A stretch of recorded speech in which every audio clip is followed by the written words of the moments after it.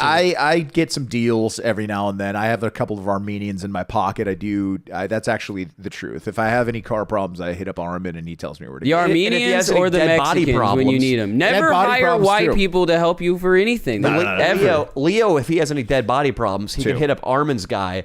Armin's got a guy who works at a crematorium. Yeah, 10 grand. 10 grand, you can drop off a body. He will incinerate it. No questions asked. No questions asked. 10 grand cash, though. You better not come with Venmo. But what do you mean Venmo? There's a fucking paper trail, you piece of shit. Crypto? Dude, Armin one time, I wanted yeah, crypto. Gold? Crypto would work. Dude, I hit up Armin one time just to ask him about like, hey, dude, like, somebody hit my car and can I take him to your guy? And he goes, what's wrong with you, bro? You called me on the phone for this? Hangs up. And I'm like, and then he texts me and he goes, meet mall. Just like, and it gives me an address. And then in his accent. Yes, in his accent, of course. Meet the mall. And then he made me go and leave my phone in his car while we went to the mall, grabbed a coffee, and we talked about the situation. He didn't want it to be recorded on his little phone. A fender bender? A fender bender, dude. I was just like, oh, come on, man. Just tell me where the guy, the other Armin that I take it to, and he does a little bit of, so I don't have to pay my deductible. It's not that big a deal. We should call him up on the podcast and inquire about the body burning service. Dude, no, he doesn't want to be on the pod because of his shark business. Because he'd be outed, bro. He's the naturally funniest guy of all. Like, he catches sharks for a living. This scumbag. Baby sharks, and then keeps them alive long enough to sell them to probably another Armenian, a richer Armenian that has them in a basement or something. Wow, the illegal shark trade. Dude, he's $600 a pop, dude. If he catches a little baby shark, dude, sand shark, there's a million little ones. I didn't realize they were worth that much. They're worth a lot. You probably just can't buy them in California. You can't buy them in stores. California. Yeah, you can't. You can't buy them anywhere except for probably like Nevada or some shit like always. Are they cool? They're really cool. I mean, yeah, they only get as big as whatever tank you put them in. Like not as big as a tank, but they stay like at that, so that it's livable in that tank. And yeah, dude, they're fucking awesome. Have you ever seen a shark in a tank? It's pretty sick. I have. Yeah. And I would love to know how Armin, I can wrap my head around how he catches one of these things. How does he get the shark, the captured sand shark, into your tank? So he has a big cooler because he can't have it in a clear thing because he has to hide it in case the cops pull him over. Sure. So he has a huge cooler that he has in his car, and there's something that he has to get it. He's knowledgeable about aquariums, so he gets it into there's like a bubbly thing for I don't know. You need to have some bubble, and it has to be salt water. So he nails it perfect pH and everything for the shark, and then he transports it very carefully. He has the water in the cooler balanced as far as salt and pH. Yes. And then he takes a cooler to a rich person's residence. Yes. And just goes, hey, I brought this shark. Yeah. And they carry it together into the house, put it on the floor, open the lid, and just wrestle the shark in. Well, they're this big, Danny. So I'm sure he has a net. Yeah. He just puts it into the other tank. Yeah. $600, $700. How many does he catch at a time?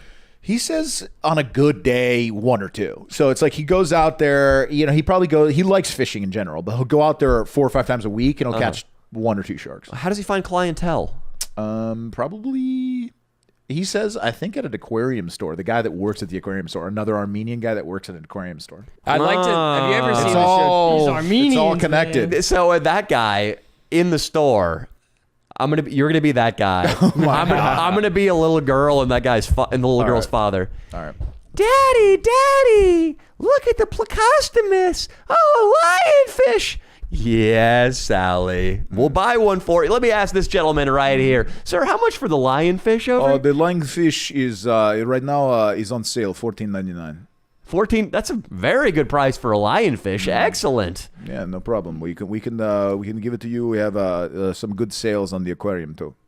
Good sales in the aquarium. Sally, how does that sound? Maybe we can upgrade. Yay! All right. I think just the lionfish and the upgraded aquarium, and we'll be on our way. Sounds good.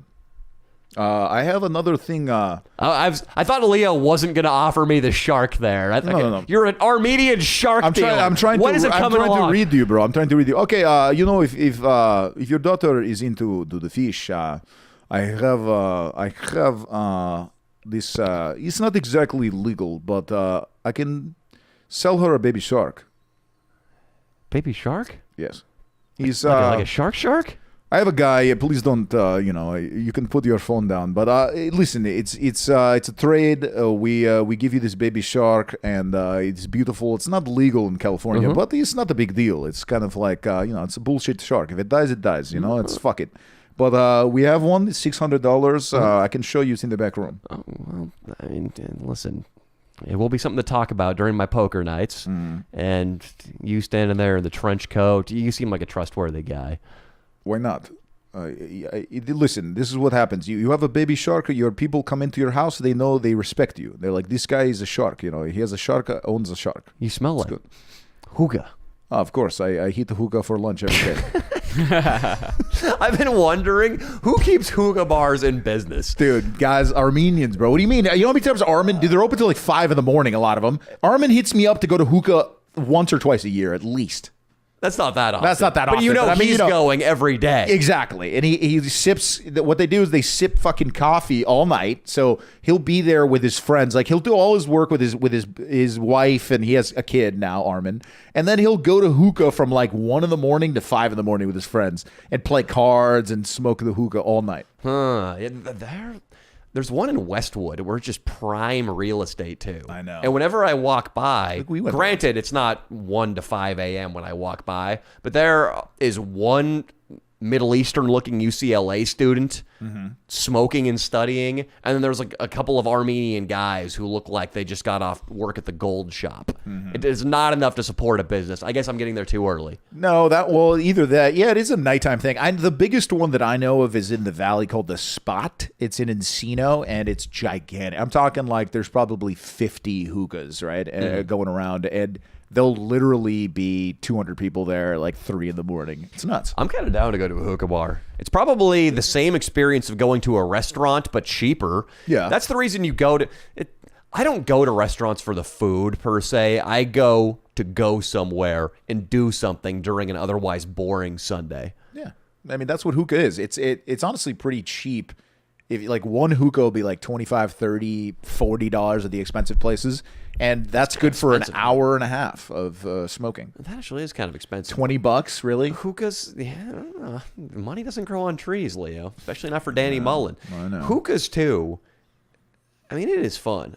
You feel like the caterpillar from Alice in Wonderland. Exactly. You're blowing big rings. It'll give you a buzz right at the top. Like, right, you get that nicked out. You get nicotine buzz. You get a fucking...